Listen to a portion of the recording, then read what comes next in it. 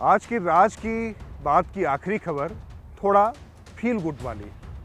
कैसे लोकतांत्रिक व्यवस्था के दो अंग जो बहुत ज़रूरी हैं लेकिन एक दूसरे का चेहरा देखना पसंद नहीं करते थे, लेकिन उन्होंने जब अपना अपना काम पूरी ईमानदारी के साथ में शुरू किया तो कैसे जनता के भले की एक नई कहानी लिखी जा रही है। बात है राष्ट्रीय राजधानी दिल्ली की और दिल्ली सरकार और दिल्ली पुलिस के बीच में किस तरीके की रार और तकरार रही है, लेकिन आज कैसे केजरीवाल की निगाहों से दिल्ली पुलिस तमाम केस हल कर रही है, ये बताएं।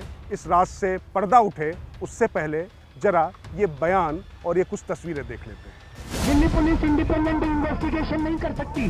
दिल्ली की पूरी सिक्योरिटी भगवान भरोसे है और दिल्ली में अगर जो हादसे कोई नहीं हो रहे तो it is not because of Delhi police but it is despite Delhi police. ये शब्द कभी होते थे दिल्ली के मुख्यमंत्री अरविंद केजरीवाल के, तो दिल्ली पुलिस भी अरविंद केजरीवाल और उनकी पार्टी के प्रति बेहद तल्ख रवैया रखती थी। लगातार आरोपों और आपके धरना प्रदर्शनों के चलते सीएम केजरीवाल के खिलाफ एफआईआर तक दर्ज करनी पड़ी। इन अपराधियों की सूची में मेरा नाम है, तो मुख्यमंत्री का नाम ऐसे ही तो नहीं आ जाता एफआईआर में। इन सब रार और तकरार के बीच से एक सकारात्मक खबर। दिल्ली सरकार ने सीसीटीवी कैमरे से पूरी दिल्ली को आच्छादित कर देने का वादा किया था। तो अभी ये सफ़र तो लंबा है, लेकिन केजरीवाल सरकार ने जो ये सीसीटीवी कैमरे लगवाए हैं उनसे सबसे ज़्यादा फ़ायदा दिल्ली पुलिस को हो रहा है। और अगर दिल्ली पुलिस अपराधियों को पकड़ने में, उनको पहचानने में इससे मदद पा रही है तो जाहिर तौर से वो हमारी और आपकी सुरक्षा के लिए भी बेहतर है।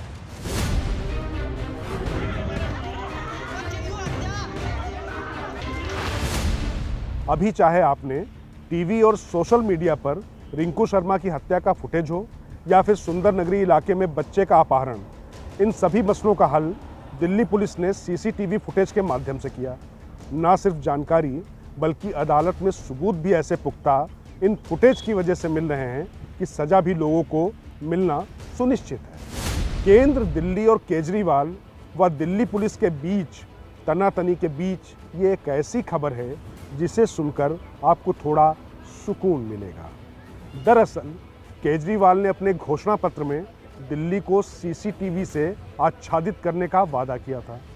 काम देर से शुरू हुआ, बीच में चाइनीज कैमरे लगाने को लेकर राजनीति भी हुई, मगर 100 बात की एक बात कि इसके नतीजे सकारात्मक आ रहे हैं। दिल्ली सरकार के सूत्रों के मुताबिक अब तक राज्य में 2,10,000 सीसीटीवी कैमरे लगाए जा चुके हैं।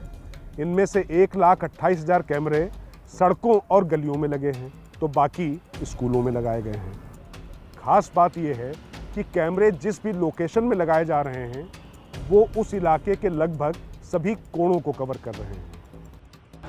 इसका नतीजा ये हो रहा है कि आपराधिक वारदात को अंजाम देने से लेकर भागने तक अपराधी कई कोणों से इन कैमरों में कैद हुए जा रहे हैं, जिससे पुलिस के पास उनके खिलाफ सटीक जानकारी और एक सटीक पिक्चर होती है, जिससे वो अदालत में भी चकमा नहीं दे पाते हैं। और सबसे अच्छी बात है कि ये तस्वीरें इतनी स्पष्ट हैं कि उसको लेकर भी कोई सवाल नहीं उठ सकता है।